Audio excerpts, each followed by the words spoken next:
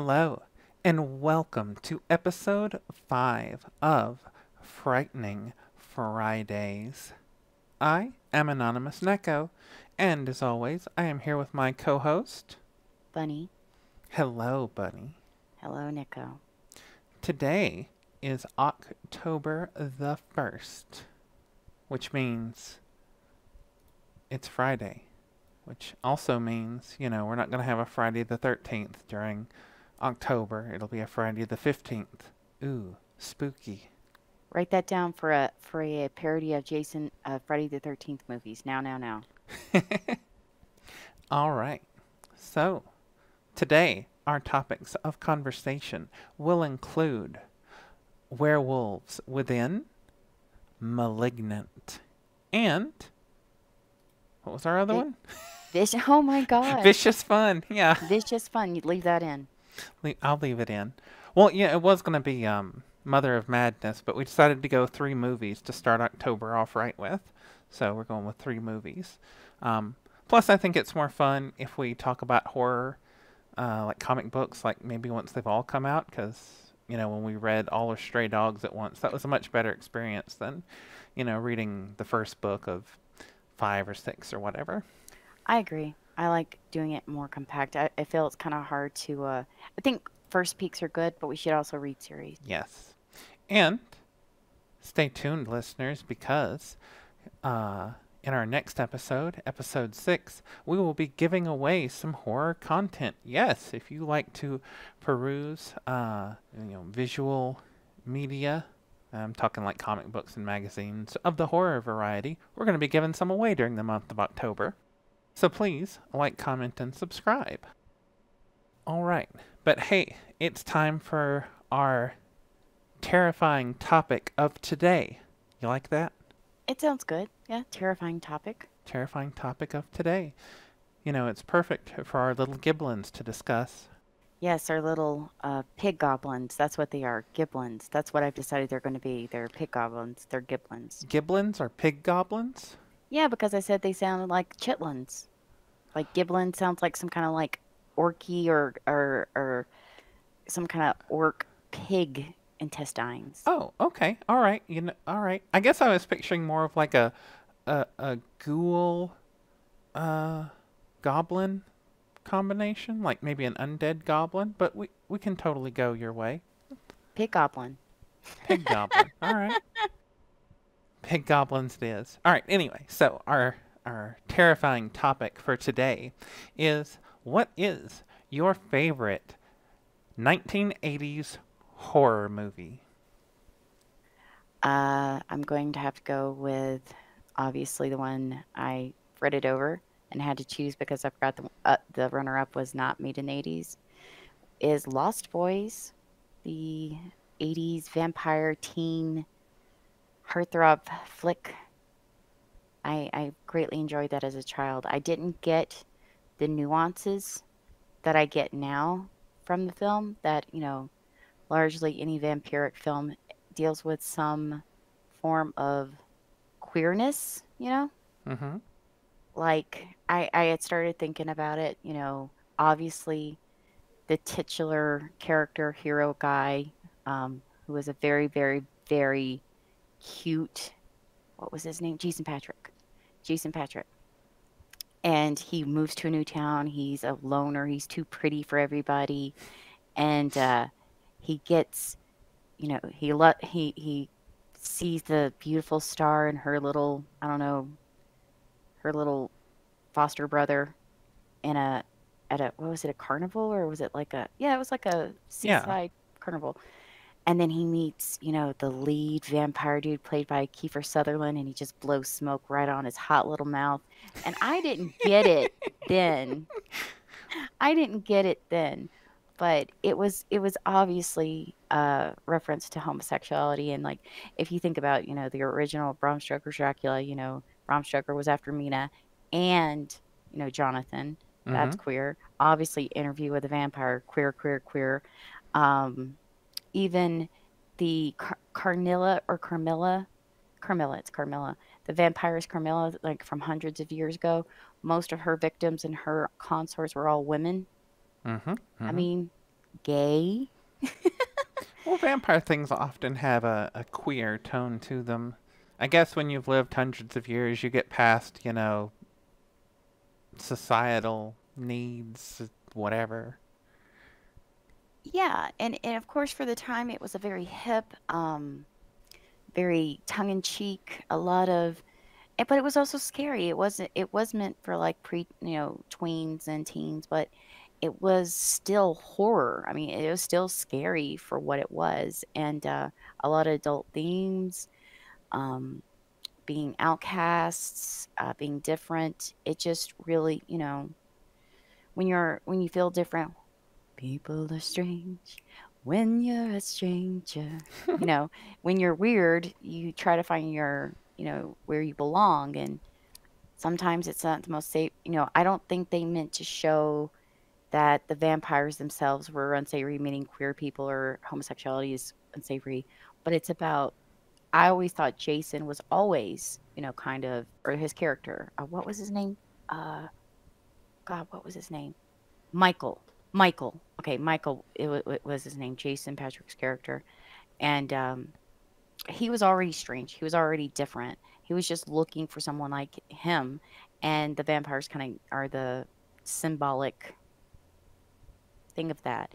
And it's not that they were, Star was a vampire, but she was not evil, you know. Hmm. Um, I just I really like that dichotomy. And God rest his soul, Corey Haim, great acting, just top notch. And of course, our favorites. It was just like a who's who of 80s horror. I can agree with that. Honestly, I would have picked so many other movies for you, like your top 80s horror movie. Because I've only ever seen you watch Lost Boys like once, but I've seen like The Shining, Pet Cemetery, The Thing, um, so many other things like watched more than once. Heck, an American Werewolf in London. Um, more so than Lost Boys. So that was a little bit of a surprise for me. We've ha- we've had this discussion where if there's a movie I really like, I don't want it. I don't want to spoil it. I don't want to watch it too many times and have it lose some of its magic because as a kid, like when I saw, the kids trying, like Sam, the younger kid played by Corey Haim, he was smart mouths, funny, he liked comic books. He wasn't ashamed of who he was. Like, think about it. When he rolls up into the Frog Brothers comic book shop, they're all like, you know, casting judgment on because he looks like a yuppie, right? Mm-hmm. And he's looking at Archie and like comic books and he knows his shit. But to everybody else, he looks like, a preppy little, mama's boy. But he's not. He knows his shit. He just doesn't like horror. That's okay. Can't say the same for me, but I loved his character because I felt like that. I felt like I knew what I liked, I knew who I was, and I knew I was different, but I was okay with that as long as people left me alone. So and yeah, yeah, and that and how my relationship with my sister because she helped raise me. I have a very close relationship, and when my sister, was getting as a teenager, she changed. She wasn't the same person she was. And I felt like I had lost that connection with her. So when we both sat down and watched this movie together for the first time, when we were kids, we both loved it, of course, because she was a teen. She was all over Jason Patrick and Kiefer Sutherland and all that. But I was sitting there looking at Terry Hatcher thinking she was cute for other reasons. Um, so that's kind of where I also really have this affinity for Lost Boys. A It kind of mirror connection. a connection, both on a queer level and also on a familial level. Yeah. I gotcha. What's your favorite 80s horror movie? My favorite 80s horror movie is going to be a little cliche, but I'm sticking with it. Um, it's got to be Friday the 13th, the OG. Back before, you know, because in Friday the 13th, it's not Jason who's, the crazy immortal slasher badass, that doesn't happen till later. Like, I don't even think he puts the mask on until like the third movie. Um, but like You know, sorry, go ahead. I'm sorry, I didn't mean to interrupt. I really do think he wore it in the second movie. I don't think he wore it for the entirety. I think that's where he found the Is mask. that where he found the And mask? Google it. I, I can Google it later, but he wasn't even like the focus in the first one, and I think the first one is just like, I look at it kind of as the epitome of like slasher movies, and we've talked about slasher movies here before, but I think it like was like distilled goodness. Like, you can see its influence on like a lot of things that came after it, like the Slumber Party Massacre, Sleepaway Camp, which I love. Sleepaway Camp, like, to me it is the definitive campy, you know, slasher flick, um, or Nightmare on Elm Street, which was a few years later, two or three, was it 82, 83? Anyway, a few years later, we got those, and Nightmare on Elm Street, like the original one, it ranks really high with me too. Like, it's probably my number two, like the runner up. Because, I don't know, there's just, even watching them, recently, I feel like the first ones hold up, way better than any of the sequels do for either of those franchises. I don't know, and it didn't feel campy yet at Friday the 13th. Like, everything after started feeling a little campy. Because, Nightmare's got, some fun jokes and, stuff like that. But, yeah, I don't know. It stands out for me. I mean, and, that's, talking about, fun horror movies. The Evil Dead, came out in the 80s too. But it didn't rise to that same level because it was a different kind of horror movie, I guess. Can I interject and tell you what I think that difference is? Mm-hmm. Sure. Okay, so obviously Friday 13th is the mold. It is the mold for slasher flicks. Am I correct? Yeah. Okay, at least for teen slasher horror, like where it's focused on teens. I truly believe that the original story was picked, its plot, however it was written, however they got it. I'm sure there's videos or articles on how they figured it out. But it was focused around teenagers, right? Mm-hmm. And they were doing stupid teenagery shit, doing drugs, hanky panky, uh, bullying, fights, all that kind of stuff. Mm-hmm. And camp, from what I understand, though I was too po as a child to actually afford to go to camp. Camp is kind of like a diluted kidocracy where, like, all the same, the same things they deal with in, the regular day lives is kind of concentrated because you're just surrounded by kids, right? Mm-hmm. So when upon first viewing, it's a microcosm of the teenage life of the 80s. And if you think about it, it wasn't really until the late 60s, early 70s with the love generation and hippies and disco that teenagers were actually catered to or had media that was catered to them. I don't think they had the intention of catering horror to teens, but it came out that way because that was what was depicted, right? And it was typical teen life. And there's not I mean, there is in books, but there isn't as much if you think about, like, if you truly think about it back in the day, what was really geared towards teens other than horror, right? Yeah, you're right. Well, Pre, science fiction. I mean, you know what's happened to science fiction nerds? They got their wedgies and blood thrown on them. So this was like the break the mold. This was the meta. It was depicting teenagers, but that's how teenagers got latched onto horror as a genre for them. Because if you think about it, as a teen, you're by yourself. You're expected to be an adult, sort of. You're always anxious. You're always insecure about yourself, about your life, your position. How much more of a microcosm can you get at camp with a with a slasher on the loose? Like, can you imagine that? That's like a prime, symbol for teenage life. You're always afraid you know what's going to happen. You're just trying to survive. And then that was the mold. That's what created it. And they were just kind of more like repeating their same pattern. So they specifically tailored the later movies to always cater to a teen audience. It was like built into the, it was baked in. They found that that formula that teens would latch onto this horror for a certain reason, and that's what the additional movies really, piled on, and that's why the original feels more real, I think. Yeah, no, I'm 100% with you. That definitely carried on like for a long, still to this day, actually. Because like when I was in high school, we went to see like I Know What You Did Last Summer, and Scream. Scream, or like one of the first horror movies, like that was specifically a horror movie that I went to see in the theater was The Faculty, all of which are very, you know, high school, teen specific. Look back, over the last couple of years, um, look at It Follows. It's absolutely geared towards, a teen audience. And maybe that's why I didn't like It Follows as much, and I latched on to things with, more adults in the stories, like Insidious or like the Conjuring series. Those are, there's no teen drama or any of that stuff in them. They're a different kind of breed. Yeah, I agree. But yeah.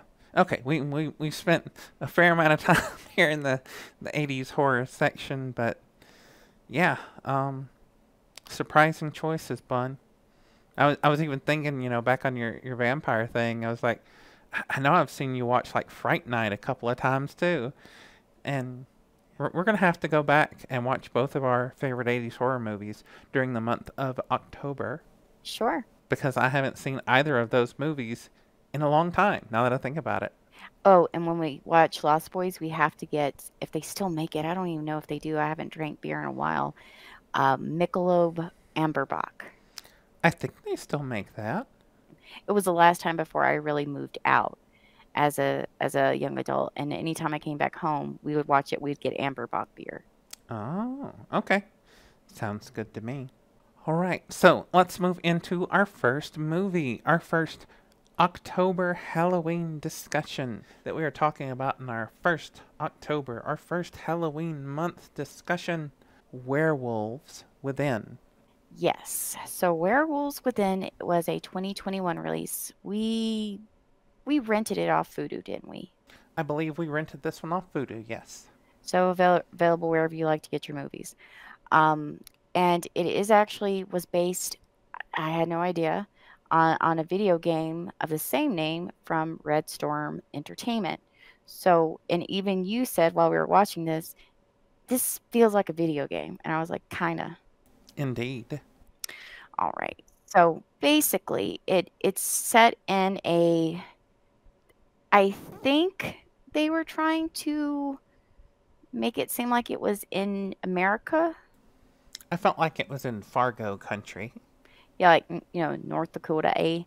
Um, and so we kind of pull in on a ranger posting to this small town called Beaverfield, which is great. Um, and Finn is his name. I believe he's played by Sam Richardson. I believe, yes.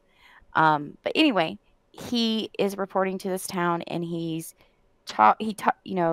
like this, all American, very wholesome ranger type dude, common sense. But he comes into town. It's all weird to start off with. He's meeting kooky people. Um, Meets a what looks like almost like a kind of hobo post person. Um, and it's just really good. It's just the way it goes into it. It's like it's a horror comedy, obviously, but from the get go, it's they play the same side of the coin equally. Like they go in on the violence. Like there is bloodshed, there is attacks. There is also a very good um, unraveling of the story. So it feels very much like a classic horror, like Scream or like I Know What You Did Last Summer. It does have kind of that element where it tells the story and it never gives it away. And he's basically they're set upon by what they believe is a werewolf, but they can't. This is like a small tourist town, so there's not only people in it right now during the winter, or the locals. So someone in their midst is stalking them as they speak, and it's hilarious. It is hilarious. Like, I love a good horror comedy, and I thought this one was pretty good. Um, as we were watching it, of course, this is a classic whodunit. You know, like almost like Clue or something in that vein. Like you said, I know what you did last summer or whatever. So, the whole time you're like, okay, one of these kooky town folk is the killer, and let's pick it apart and look for clues because that's what we do. And though I enjoyed the movie a lot, like in the first, what, 5 minutes, I leaned over and told you who it was. You did, but then there were, the way they gave you the story out, you kind of doubted yourself. So I still did like it for that. It is a very good whodunit, but um, you know what I actually really liked about this film, other than the horror and the comedy elements, which is very hard to balance, Mm-hmm. and we've seen plenty of movies that can't do that, is small town life, the kooky people that you have to live with in a small town. They really hit those stereotypes on the head, did they not? They did. And I grew up in a small town. Well, it's not as small anymore, but I grew up in a relatively small town. Not, as small as like this movie, but, you know, that kooky cast of characters, it's like, I know these people. They're your neighbors, and I guess that's that kind of horror plot device where you never know who your neighbors are. Anyone is capable of anything, and I kind of like that. Yeah, I enjoy that. When it's just, regular people. Like, to me, ignore that this is a horror comedy. Just horror in general. I like when it's just a regular person, kind of. I mean, they're a werewolf here, but you get what I'm saying. Like, normal person who is actually a horrific individual doing horrific things, etc., etc. I kind of enjoy that. Might make me a little bit of a psychopath if there's, a psychologist listening out there, but to me, those are the best kind of villains, I guess. Like in that anime, Psychopaths. Like, the villain's not really a villain, they're just a normal person who's looking at the world differently. So, I don't know. I like that sort of thing. And you were right with the person playing Finn. It is Sam Richardson. But you know whose performance I enjoyed in this? I know.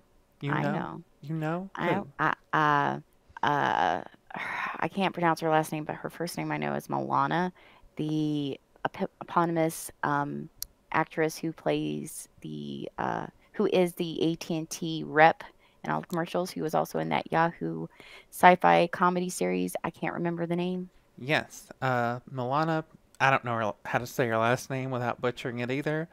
Vantrub, maybe? Um, but yes, the AT&T girl, like her. And yes, she was in that Yahoo sci-fi. It was also a comedy, and I really liked it. Um, Gosh, if you hadn't have said anything, I could have told you what the name of that sci-fi show was. Oh God, I gotta look it up. Hold on. Oh, I know. It's Other Space. Other Space. No, that's that cartoon comedy, isn't it? With No, no, no. That's Final Space, that's or Final Space. Okay. it was Other Space with her and then the dude who was in that movie with Dave Bautista, who was the cab driver. Yeah, yeah, yeah. That one. Everybody in that Other Space was a comedian. Most of them were comedians, but that was good. I wish it had been like picked up by Netflix or someone because I don't even think Yahoo has their streaming servicey thing anymore. No, they did not pick it up. It was it was helped produced by Joel Schumacher from Mystery Science Theater 3000 as well. He also has a starring role. Joel Schumacher is history's greatest villain. Only a few people will get that anyway. But yes, I really liked Werewolves Within. I thought it was like good horror comedy, and I haven't seen a good horror comedy in a little while, actually. Like, I was thinking about it after we watched it, and I was like, I don't think I've seen, a really good horror comedy. except for one we're about to talk about at the end. When we'd seen this, I was like, oh, this is great. I've been missing this. This is good stuff. I enjoy this. There's not a lot of rewatch value, I would say. Much like when you've seen any classic whodunit, you're like, oh, if you rewatch it, you'll be like, oh, see, they did this, and oh, they did that, and you're like, there's no fun anymore to that. But anyway, out of 10, 1 out of 10, I would give this, I'm going to say a solid 7.5. If you factor in pure horror comedy and not just horror, I'd say 8. How about you? I'm gonna give it a good 8. I think they could have drawn it out a little bit and given us a little bit more mystery to it. But again, since it's based on a game that was already set out, they really couldn't take too much license with it, I don't think. So I'm gonna give it a good solid 8. I gotcha. Actually, they could have taken whatever way they wanted to, because the game, I looked it up later, it's essentially a bunch of random people go into a game together, and one of them is a werewolf. Like, it could be the carpenter, the baker, the housewife, the whatever. Like, it's random each time. So it's basically Among Us but with werewolves. Yeah. Or there was one that came before Among Us. Down. Salem. Town of Salem. Yes, Town of Salem. It's in the same vein where you and X amount of random people go into a game, and one of you is like a werewolf, one of you is the sheriff, and you have a gun and you can lock people up, and like one of you. They're fun whodunit games, so it's in that same vein. So it could have been anyone.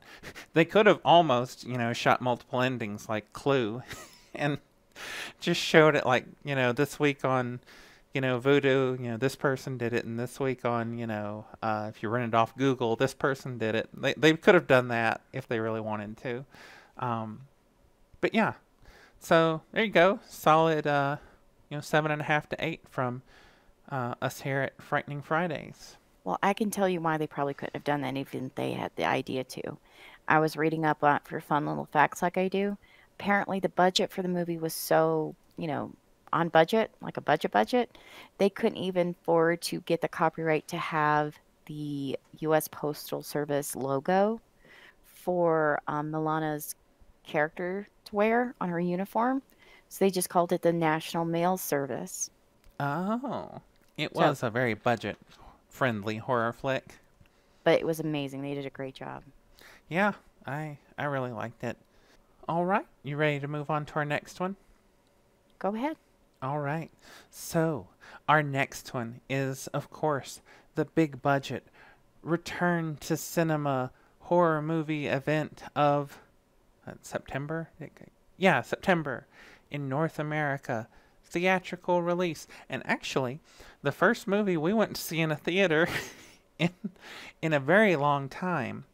Um, we went Sunday morning where, we knew everyone would be, watching foosball and whatnot because, football started back. So we went early Sunday morning, and we were the only two people in the theater. So It was um, great. it was great. But anyway, I'm talking, of course, about Malignant by film director James Wan. And as earlier discussions would indicate, I'm gonna go see me a James Wan movie because I really like James Wan movies. I think they're awesome. So anyway, Malignant. This is a story about a young woman, played by Annabelle Wallace, and she is beginning to have visions of people being brutally murdered, people she doesn't know. Um, and she has these, when she dreams and like when she goes to bed, and they slowly become more real, um, and strange things start happening. People around her start dying in very vicious ways. Um, I don't think it's a spoiler if it happens in the first 5 minutes. Like, her husband gets brutally attacked by this shadowy creature person thing. Um, And then, of course, the police, come because, she's screaming bloody murder. So, they come and, her sister comes over and, that's the setup. This woman is having these odd visions, and eventually, like after the police, come over after her husband dies and stuff, she goes to them and because, like the next day, like she has, a vision one night and, like someone that she saw in her dream die is like actually dead in real life. So, she goes to the police and she's like, my dudes, I can, see these people die. Like, I have like a psychic connection to the killer. And her sister's like, yeah, don't you people hire don't you people hire psychics to help you solve your case? And, of course the cop's like, no, we don't actually do that. Oh, can we please mention how good these characters are, even though they're very two-dimensional in the way they're presented? Yes, we absolutely can. The characters, oh gosh, they were all pretty good, honestly. Like I thought pretty much everybody in the movie played their part really well. But if you think about it, they all played a very two-dimensional role with very good acting skills. I think what I'm trying to get at is that this is very much a fun slasher fic. It's not a horror comedy. It is, but it's very tongue-in-cheek. You know exactly the roles these people are playing, but they do it so well. You don't really notice how kind of, skin thin the characters are.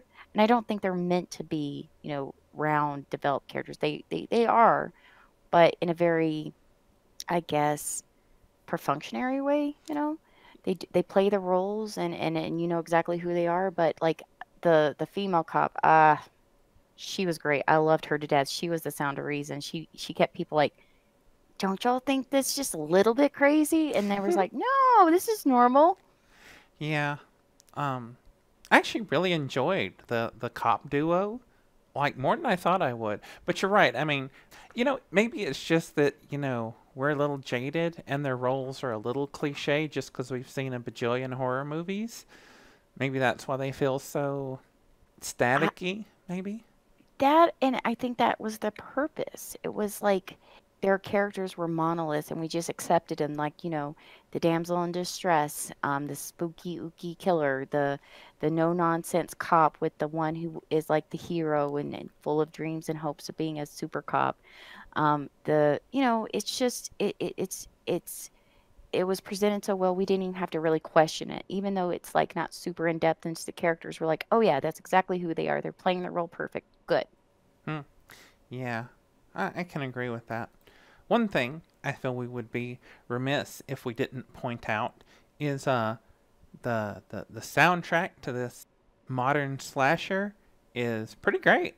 It is, and the musical cues are just perfect. They never even played that entirety of that remake of Where's My Mind? And they didn't need to. It was so masterful. It was like even just the basic scoring and the mood music. Oh, it was great. It was good. I really liked it. Since we were the only people in the theater, during like transition scenes when they were playing some, hardcore, you know, dancey horror music, we were like, mm, mm, mm. We were bopping. We were having a good time. We were. It's fun when you're the only people in a theater. No, they don't make no money. Oh, I mean, I know they didn't make a lot of money. I'm sure they'll make it up eventually, but I think I read like when I was looking at other people's reviews after we watched it, it was like a $40 million movie and it only made like 30 million. But like we're still somewhat in a pandemic state, so people probably go see the blockbuster Disney stuff, but might leave the random horror movie kind of alone. But overall, I did like it. I did feel a little bit like the first half of the movie, like I loved top to bottom. The last half felt a little like weird, and I know maybe it's because you were meant to like be flowing with the main character and figuring out who so and so was and whatnot. So maybe it was meant to be a little jarring, but it almost felt like two different people like made different halves of the movie. Still good, but I definitely felt the last half did not keep the pace of the first half. I guess that's true. There were some spots in the end that did, but it was a little unbalanced. But I also think that's kind of the thrill of it was like the discovery of what actually is going on is very is very 80s, very slasher effect because it's everybody's dying this terrible thing and you find out what's going on. You're like, uh, oh, it's always like that. Hard to believe, can't suspend disbelief long enough to figure it out, but when it happens, you're like, oh, okay, that makes sense. Yeah, it's a very much, oh, okay, this makes sense. And if you were paying attention to the killer, as they were, killing, you would notice some, things. And, you know, if you didn't figure it out by the time they spell it out for you, you're like, oh, yeah, that makes sense. Yeah, yeah. So it's a little hard to talk in depth on it. Just like with all our reviews, we try not to, give too much away because we want you to, go experience the glory. And maybe we can make like an after section one day that we go into all the spoilerific goodies, but we don't want to do that. We want you to go see movies that sound interesting to you. I will say this: the movie has, one huge action set piece towards the end that was really well choreographed. It was well choreographed. It was that next level of it's kind of like, oh, this is a slasher effect. This is death, and we're figuring out who it is. Da da da da. And you're just like, who in the frig, Keanu Reeves kung fu is this? Yeah, there's some definite supernatural. Well, I mean, there. I feel it's okay to say there is a very supernatural lean to the killer. So I mean, if you take into account the very first scene, honestly, it's not that much of a stretch. If you watch the first 5 minutes, which is this epic, took place 20 years ago or 25. I don't remember the exact year, but like it's like a really epic opening to this movie. I thought it was great. But if you take into account what the entity could do, at that point, it was beyond normal. It was in supernatural realm. So, the set piece towards the end where there's just carnage, for lack of a better term. If you can remember, what happened at the beginning, and you haven't, forgotten that by the time you get to the end, it's not that much of a stretch. Just go see it. It's a good time. It's a good romp. But yeah, we can't go too much more without spoiler-tastic goodness. So, what would you give this? For a James Wan entry, I do feel it's a little bit weaker than his other stories, just like the plot line, but that may be, improved upon if there's more in the series. I'm going to give it a good 7.8. So we're going into the non-half scoring now? Yeah, it's only because I would give this a straight 8.5 if it had had his same strength in his plot development. It was just a little weak for me, and I don't like having to force myself to suspend disbelief when the plot's not 100%. So I think that's just more of a personal thing. So I would give it a 7.5 then if we're going in more strict numbers. Yeah, whole number or half number I think is maybe the way to go. But I agree. It is definitely one of the weaker James Wan movies. Not that it's bad or anything. It's just, if you're, coming from other James Wan, goodness and stuff, and it is not as good. Like I said, the first half is just so great, and then the last half just sort of wanes, and I feel like his movies usually go in the other direction. Like, he spends a lot of time setting it up, and, everything slowly builds and, hits this crescendo. And, like, it just wasn't, I don't know. It wasn't as good, but still good. Like, don't not see it. Especially if you like, James Wan's style of, visual, direction.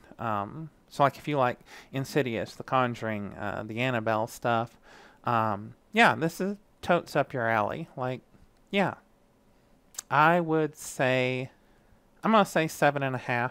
Yeah, it was good. I liked it, but not, not a 9.0 horror movie, but yeah, I noticed that a lot of people that reviewed the movie, it was either, oh, this is just average garbage, or, oh my god, it was so great. Those were like the only two review types I saw for this movie. Well, I think that's because of the age-old, you know, like gatekeeping in horror. It's either it has to reinvent the wheel or it has to scare the shit out of me to be good. And I think that's the wrong way to look at it. I think the people who are super excited about it, I think the reason why they were is maybe not just so much about the film's goodness or rating, is that it's new lifeblood. It's a new take on the slasher and it's different and it's not the same friggin' thing like it always is. So I think that's why there's like that dichotomy where it's like, oh, it's horrible or oh, it's wonderful. It's because those who are excited about it don't really care if it's perfect. They like it when it's successful and different and new instead of just feeling the same thing over again. And then the people are like, I don't like it. It's because they were expecting a reinvent the wheel, scare the shit out of me kind of thing. Yeah, I can definitely see that. Um, I mean, most of the horror movies that get the most, praise, lauding, whatever you want to say, they are the ones that kind of, take everything from a new approach, or at least like a new, either like a new visual style or a new storytelling style. Like, look at Paranormal Activity. The first one of those was like freaking groundbreaking for all practical purposes, like the Blair Witch was, many years before.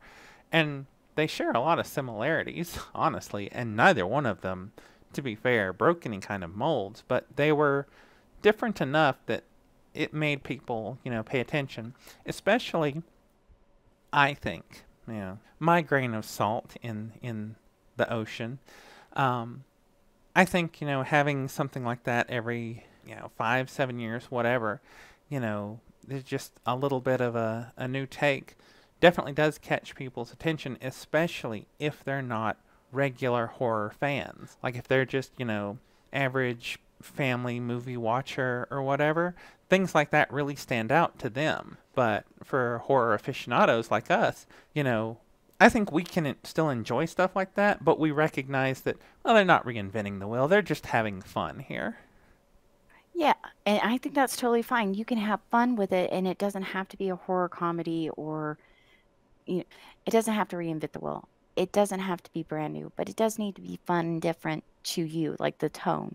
And I think that's what pissed people off. They wanted James Wan in your face, screaming, crying, because I still can't watch Insidious without getting scared. And I think this was more like candy to James Wan's main course. It's candy. It's for fun. It's candy. Yeah, I think that's fair. This is a, a fun, well, not fun. I don't know. Parts of it were fun. Like that musical track really, was like, yeah, yeah, go murder those bastards. I don't even know what they did to you, but I'm sure they deserve it. Right. It's like it is meant to have fun because unlike other genres, like people who like war movies or people who like dramas or people who like comedies, they all have these benchmarks. They need to feel like they've enjoyed the film. For horror fans, they're not exactly delighting saying, "Oh God, you're gonna kill someone, blood. Oh my God." They're like, "Yeah," like they're excited for the film. They're not excited that someone's gonna die. Yeah, that's true.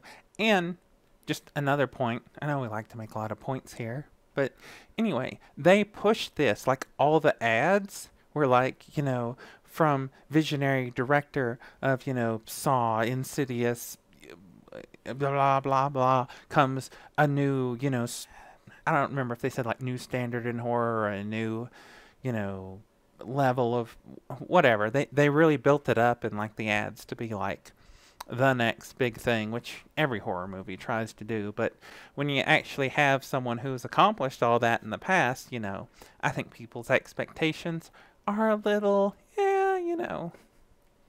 Yeah, and I can see that, but it still was it still was a horror film, and they marketed it as such, and there are scary parts to it.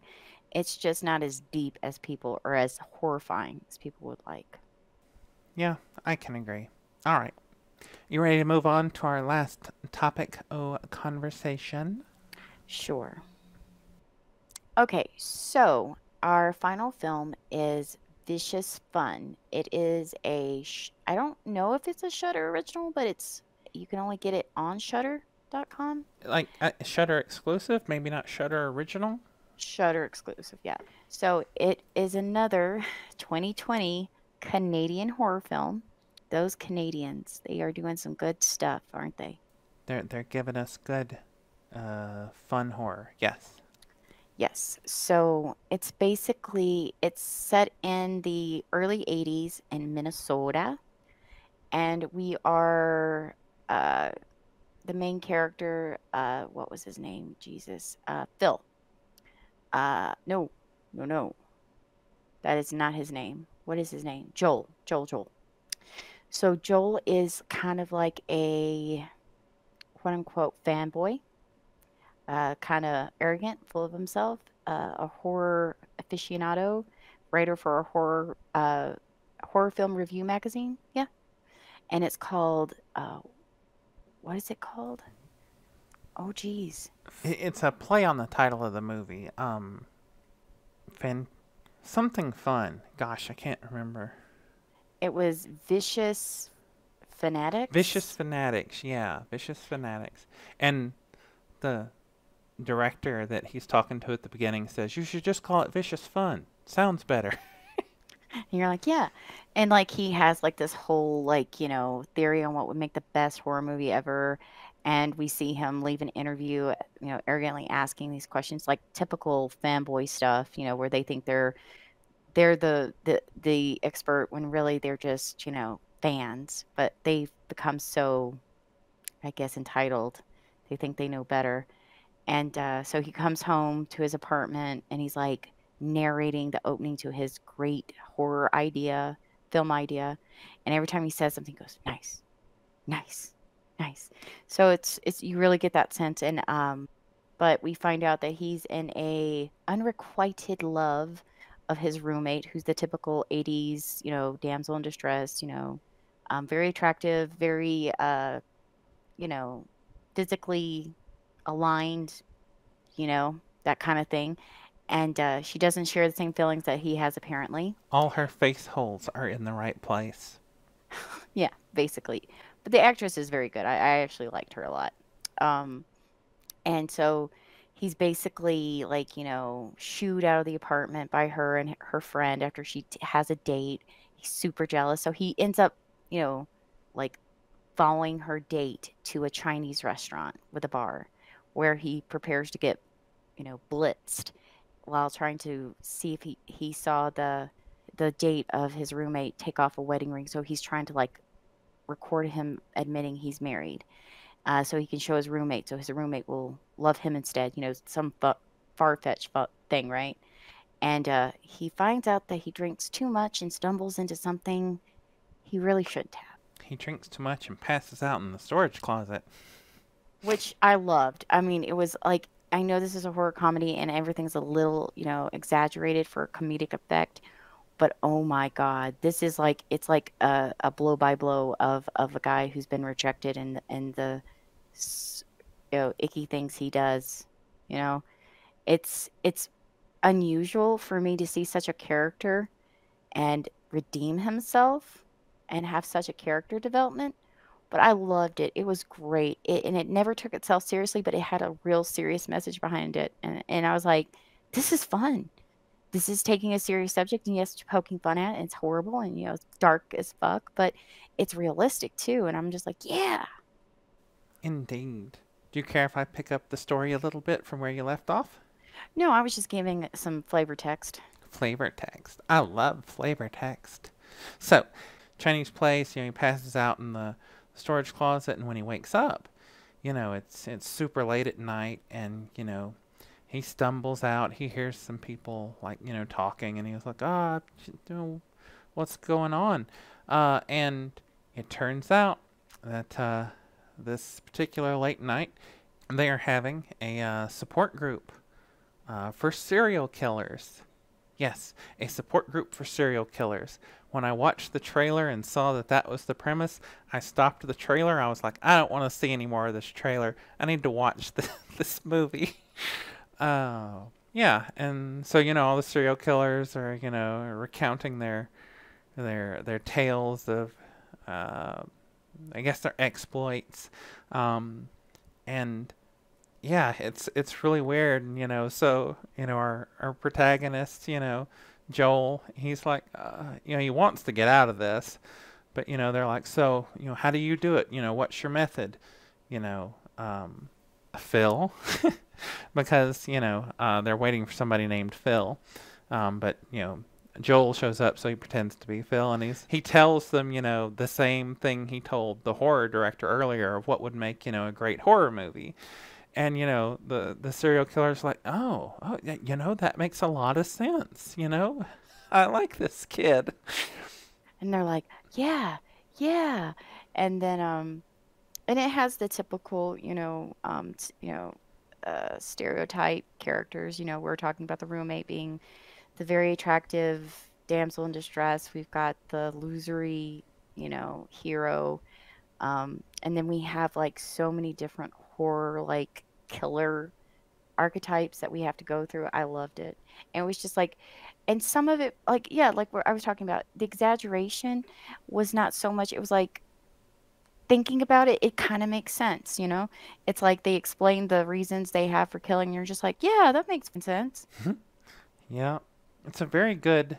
If you just want a really fun horror comedy, this is it. Like, I thought it was fantastic. All the characters are good. And the plot is not what you think.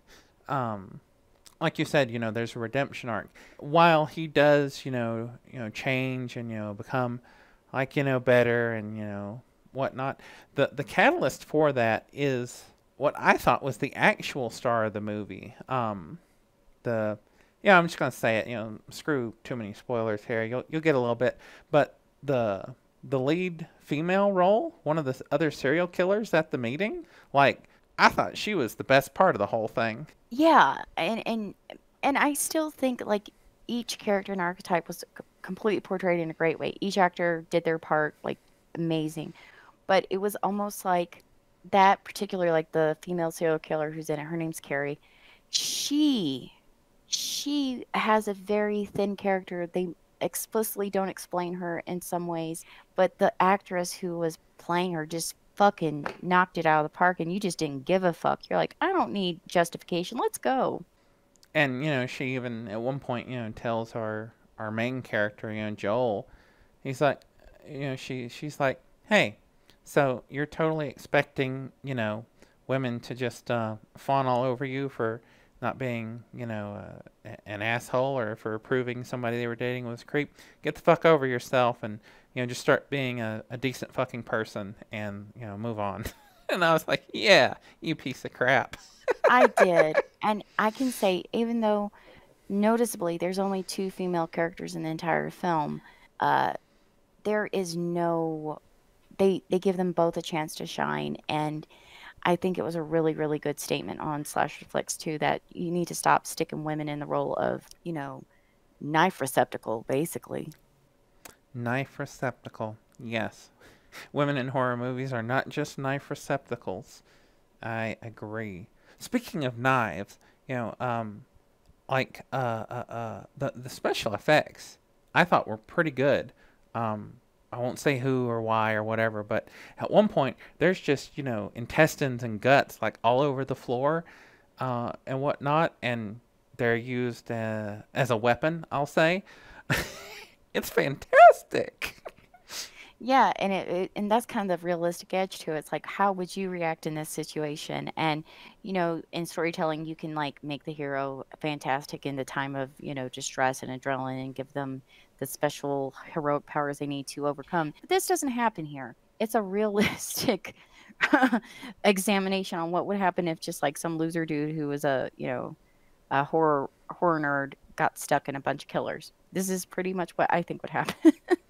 Yeah, it was. Gosh, it was just a really like fun time, front to back. I mean, there was a little lull. There's really only like three like sets in the whole movie. Like, when they're at home, at the Chinese place, and then later at the police station. Those are really the only three places this whole movie takes place in. So, like, which I think is good because you're not constantly, searching for new. I don't want to say landmarks, but I don't know a better word. It really concentrates your focus on the story, even though it's a tongue-in-cheek movie. It's so small in a universe that you feel it, you really get into it. Yeah, like it's over the top goodness. Gosh, it's really good, and I love the main bad guy, old Blondie. I'll just call him Blondie for the sake of the listening audience. But I thought he did a fantastic job as the lead bad guy. Like it was great. Very, very, yeah, very Bob, your favorite villain name. Ray Bob. A little American Psycho, uh, a little, cocky vampire. He's the epitome of several tropes, I guess is what I'm trying to say. But it's fun, especially when he just yells at the other serial killer, quarter, quarter. And then one of them finally flips him a quarter, and he pops it in the jukebox and starts dancing around. Yeah, and also I have to give it to them on the soundtrack. The soundtrack was fucking amazing. It's by someone named Steph Copeland. Can't find much more information on them, but like it was true nightcore horror, John Carpenter synth goodness. Yeah, absolutely. I also really enjoyed the methodical serial killer that dressed like a clown. I thought he was good fun. He was very much the Hannibal Lecter cold cut. Like we're saying, there's tropes in there, Yeah, he but was like Cannibal Lecter mixed with like the Joker or something. yeah, he was good. Then you had old, Incredible Hulk. uh, And then the cannibal killer. the Cannibal Killer, yeah. Um, yeah, it's just a fun little romp. And one thing I like about both this and I'd say the same for Werewolves Within, they weren't too long. Like, I think the biggest thing you can do to a horror movie, especially a fun horror movie or like a comedic horror movie, is have them run too long. Like, don't have me sitting there for more than an hour 20, hour 25 minutes at most. Like, I'm going to lose interest and it's not going to be as funny once you hit about that hour 30 mark. If you're pushing 2 hours, it's way too long for a horror comedy. And like, I don't know, honestly, I hate when those are too long. I think it really did accomplish that. That's, I think, what happens with horror. They try to examine the characters, but they kind of get lost. Either build mood, build plot, build character, pick one, and they think they don't always do that successfully. And with this thin plot, they did that really well. They did all three. Yeah, they did. I mean, we don't need to know the backstories of, every character. Give us a little info and get to the good stuff. Come on. We're watching comedic horror movies for, very few reasons. To, quote a famous, band from the 90s, here we are now, entertain us. Right. Horror movies that run 2 hours long better have a fantastic draw to them. Like, we're talking Shining territory at that point.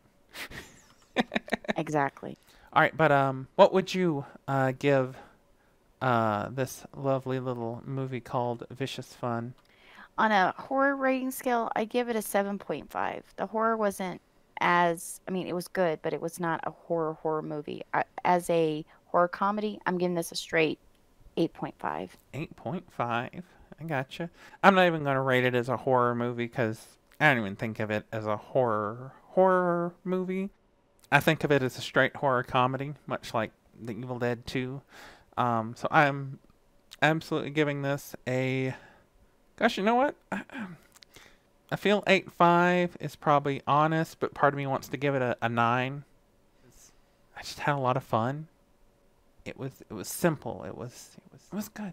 All right, 8.5. I'm gonna say 8.5. There. Final answer. $1, Bob. So it's a good 16, 17 on the scale on average. Yes, absolutely. If it's out of 20 for R2, yeah, 17. So that's not quite our highest I think we've ever given, but it's pretty high up there. So yeah, if you're looking for, some fun horror movies to start your October with, definitely have some fun with these. But yeah, I guess that brings us to the end. Anything you would like to add? No, I think we hit all the high points. Hit all the high points. All right, if you've listened this long, on our next podcast episode, like I said, we will be giving away uh, some horror comics or magazines. Haven't decided exactly what yet, but we will be giving some away. Oh, wait, no, I know what we're going to give away. Next episode, we're going to give away a Stray Dogs #1, the Bram Stoker's Dracula cover. We're going to be giving away one of those on our next episode. So tune in. And we'll tell you how to win that. But otherwise, I guess we'll say goodbye. Is it your turn or mine? I think let's go with you since it's been a while. All right, listeners. I hope very much so that you have a frightening Friday. Bye. Bye, bye, bye.